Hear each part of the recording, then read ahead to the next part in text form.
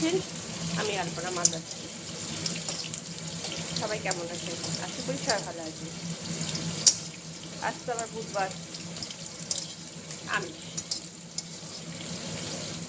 বড়দিকে প্রণাম জানাই, ছোটোদিকে ভালোবাসা জানাই।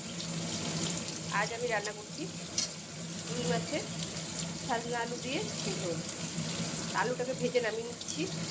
এর মধ্যে সাজনাটা আমি দু গাছে গুছিয়ে দিয়ে এর মধ্যে সাজনাটাকে কেটে ভেজে নিচ্ছি।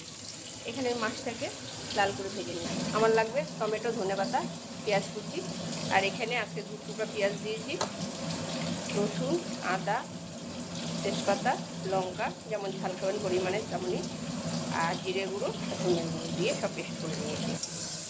শুকনো লঙ্কা, তেজপাতা, জিরে সম্বাদ দিলাম। পেঁয়াজটাকে একটু হালকা লালচে ভেজে নিয়ে টমেটো, ধনেপাতাটা দিয়ে দিলাম। এবার আমি মশলার পেস্টটা দিয়ে দেবো।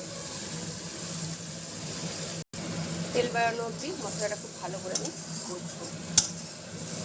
আলু আর সাজনাটা দিয়ে দিলাম, ভালো করে কষে দিলাম। মশলাটা কষা হয়ে গেলে জল দিয়ে দিলাম। আবার ঝোলটা ফুটে গেছে, মাছটা দিয়ে দিলাম। আজকে একটু পাতলা করে ঝোল নেওয়াবো, সাজনা দিয়ে তো একটু পাতলা করে নেওয়াবো ঝোলটা। আর ঘরোয়া মশলা দিয়ে আমি রান্না করি।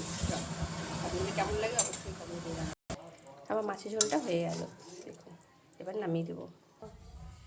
আমার আজকে রান্না হয়ে গেল। আমার রেসিপিগুলো কেমন লাগে অবশ্যই কমেন্ট করে জানাবেন।